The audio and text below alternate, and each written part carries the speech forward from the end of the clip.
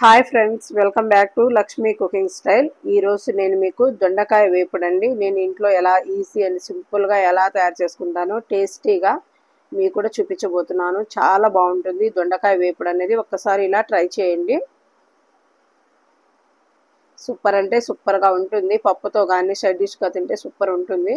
ఈ ఫ్రై కోసం ముందుగా ఒక కళాయి తీసుకొని ఇందులోనే ఒక 3 టేబుల్ స్పూన్ వరకు ఆయిల్ వేసుకోవాలి. ఆయిల్ కొంచెం వేడెక్కిన తర్వాత ఇందులోనే పోపు దినుసులు వేసుకొని వేయించుకోవాలి. పోపు దినుసులు కొంచెం వేగిన తర్వాత ఇందులోనే ఒక రెమ్మ కరివేపాకు, అలాగే ఒక 8 వరకు కచ్చా పచ్చగా దంచుకున్న వెల్లుల్లి రెమ్మలను వేసుకొని వేయించుకోవాలి.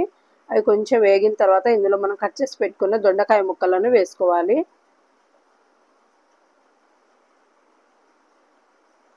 ఇప్పుడు ఇందులోనే రుచికి తగినంత సాల్ట్ వేసుకోవాలి. అలాగే అర టేబుల్ స్పూన్ వరకు పసుపు వేసుకొని మొత్తం ఒకసారి కలిసేలాగా కలుపుకోవాలి.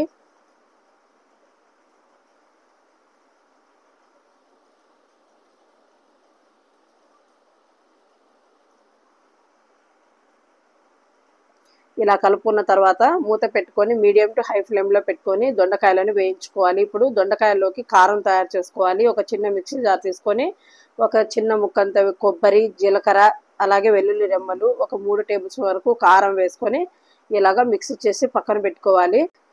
ఈలోగా ఇప్పుడు మన దొండకాయలు కూడా వేగి ఉంటాయి. దొండకాయలు ఇలా వేగిన తర్వాత ఇందులోనే మనం మిక్సీ చేసి పెట్టుకున్న ఈ వెల్లుల్లి, కొబ్బరి కారాన్ని కూడా వేసుకొని మంటని లో ఫ్లేమ్లో పెట్టుకొని చక్కగా వేయించుకోవాలి.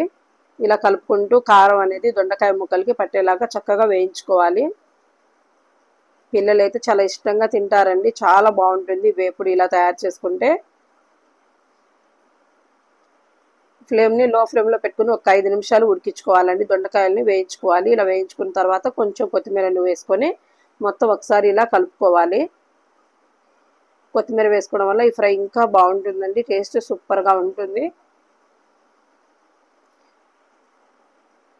ఫ్లేమ్ని లో ఫ్లేమ్లో పెట్టుకొని ఈ దొండకాయలని వేయించుకోవాలి. అంతేనండి, ఎంతో రుచిగా ఉండే దొండకాయ వేపుడు అయితే రెడీ అయిపోయింది. స్టవ్ని ఆఫ్ చేసేయాలి. ఈ వీడియో కనుక మీకు నచ్చితే నా ఛానల్ని సబ్స్క్రైబ్ చేయండి, లైక్ చేయండి, షేర్ చేయండి, కామెంట్ చేయండి. Thank you.